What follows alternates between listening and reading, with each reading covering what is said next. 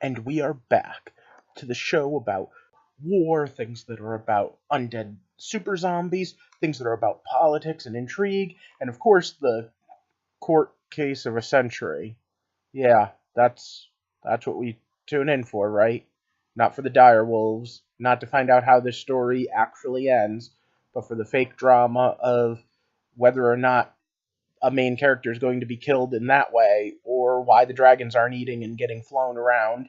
I'm kind of surprised they didn't take time to do out I Can Show You the World. Okay. Anyway. Welcome to the heart of the stories we tell. My name is Rob, and tonight I will be reviewing Game of Thrones, Episode 2 of Season 8. And as we close in on the end, we have a lot going on. Now, last week's episode ended with Bran staring off at his old friend he was waiting for, which was, of course, the guy who pushed him out. And I have to admit, some of the jokes I've been hearing online are pretty funny. Hey, Bran, looks like you need someone to push you. Thank you, I could use a hand. Dun dun. No? Alright, fine, anyway. So, I would not expect that this particular scene to have been extremely riveting because of the fact that we already know that Bran got where he needed to be. If anything, he should be thanking Jaime for opening his third eye, because would he have become what he is now without him? Then again, isn't that like one of those whole big things? Like, change only comes through conflict, and conflict isn't always nice, and the bad things that happen to you help you grow. And so, yeah, you're pissed at the person who did the bad things to you, but would you have grown into the person you are today if those bad things didn't happen to you? Would Jon Snow be the hero we're rooting for if everything was handed to him on a silver platter? Wait, isn't that Daenerys? Huh. Maybe Sam has a point. Will Sam be turning him against her? Well, we're gonna have to click into the show to watch. But first, for those of you that don't know, what I do here is I review stories. I come up with theories on how and why we tell stories, and then I talk to you about them. This week I already have a video up about what I think's going on in the MCU, because I'll be reviewing that soon. So if you're interested in my theories on fantasy, sci-fi, superheroes, and stuff like that, click that subscribe button and jump on in. I'm a bit of an amateur psychologist, and I like to figure out what it is that we're doing as we tell these stories. Because each story has a point and a purpose, whether we mean them to or not. And this particular one, I think, has a grave one. One that's kind of important. Even as I go like, yeah, kill the zombies. I don't know if George Martin sat down to write an important message about how we treat people, and the fact that the importance of the friends we make and the enemies we make, and the fact that we need to come together as people to oppose the darkness, or if he just sat down to write a cool fantasy series. But either way, here's what we've got. But let's throw this up there and get started. So once again, it's stop. Spoiler time. Ba-da-na-na. Now, before I get into my opinions and the different ideas that I think this brought up, I want to bring up something else that was kind of brought up on Facebook. Is it just me, or have all the Lannisters, except for... Actually, no, all the Lannisters just kind of become less blonde over the years? Like, wasn't that one of their defining character traits in the book? Their weirdly platinum blonde, really powerfully blonde hair. And, like, they were dyeing them at first. But somewhere along the way, especially with Jaime and Tyrion, but a certain amount with Cersei too, did they just be like, we don't need Jaime to be the pretty boy blonde anymore. He can just be, well, whatever the natural hair color is. Alright, sorry, that's not so important. But the big thing is that as we approach this season, we were expecting a certain amount of closure. And yeah, it's important for us to remember these characters and get back in touch with what's going on. But can I remind you that the Night King is on the march with a friggin' dragon? And yeah, I know the whole thing with Cersei needs to be wrapped up too, but I'd like it to be wrapped up a little quicker so that we can get to it. Bran hasn't even been using his Weirwood net stuff for much.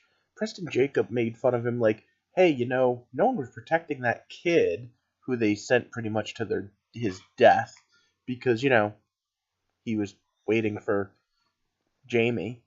And now this week we get to see that, like I guessed, he doesn't blame Jaime. No, the death of the flesh. The death of who he was, just like Jaime, led him to who he is. Of course, we still have a White Walker army coming. Although I will say, we did have a ghost sighting, so, cool there. We spend most of this episode the same as we did last episode, pairing off in groups of 2 or 3 and trying to figure out new character connections. And there's some really awesome, well-written scenes. All in all, as a narrative device, it allows for a small grouping of people to relay what's going on, and it allows us to remember what it is we're fighting for. And in some small cases, gives us new character growth. Not in a lot of them, though. But I will say, hearing Bran's plan of, you know what? I'm going to draw out the Night King. I'm going to be used as bait because he wants to kill me. That's some pretty heroic stuff. But at the end of the day, he's still not using the Weirwood net to actually look ahead and find out what's going on. So I'm a little bit apprehensive about what's going on. And I'm curious when Mel comes back this season. She better be back this season. Overall, there's a bunch of scenes that happen that even though I don't think that the book will go that way exactly, I hope are indications of things from the book.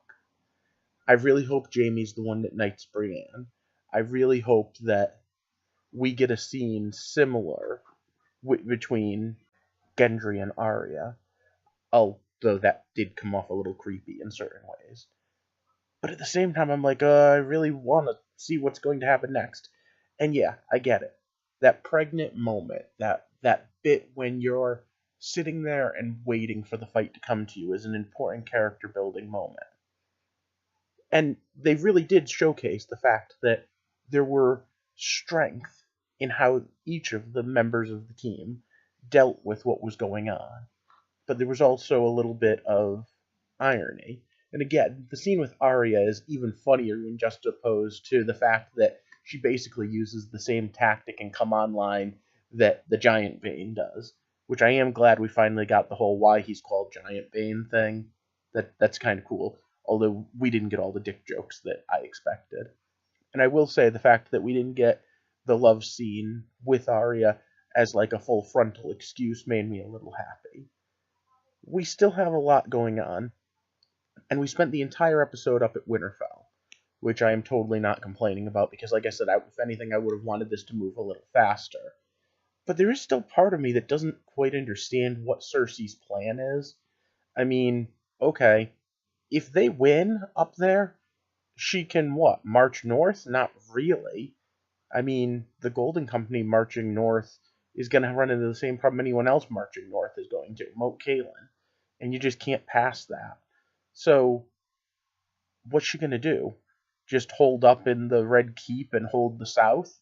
But realistically, all of the people are going to rise up against her, but sooner rather than later. And one of the strengths of this show is showcasing what just the common man can do, which was another great scene.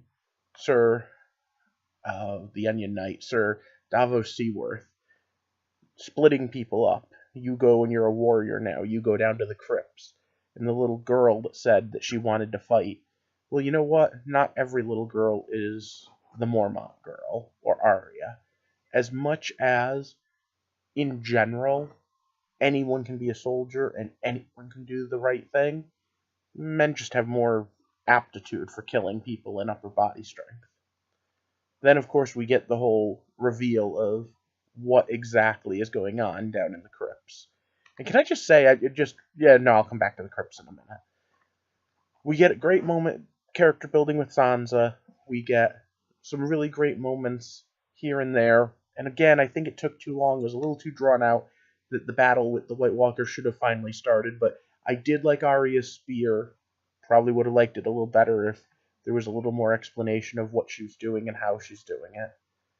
And I did actually kind of like the Jon Daenerys dynamic, with him just coming right out and telling her, especially that he started that by saying, your brother wasn't a rapist, your brother loved her, and they were married. But at the same time, I still feel like that's kind of cheap, cheesy drama for the whole, Jon has a claim to the Iron Throne. Well, first of all, if the two of you get married, it doesn't matter which one of you has the claim, you both are king and queen. Second of all, if you don't get married, I don't think he's going to be an asshole to you. But okay, so we have this whole thing going on where the army of the dead is marching, and all we saw were White Walkers, not even just whites.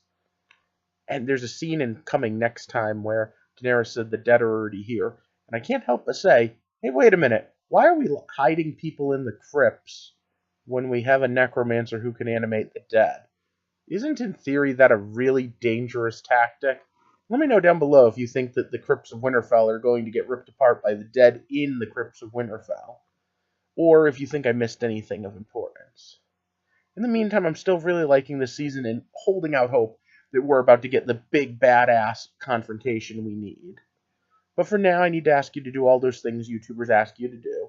So like and share this video, and if you haven't already, click that subscribe button to join us here. Big shout out, thank you to our Patreons. As I really start to look at the why and how we tell this story, I think there's a lot to delve into. So I'm hoping that you guys can leave me some comments. Let me know what you think is the reason behind what's going on, and if you appreciate Game of Thrones as a part of the Song of Fire and Ice world.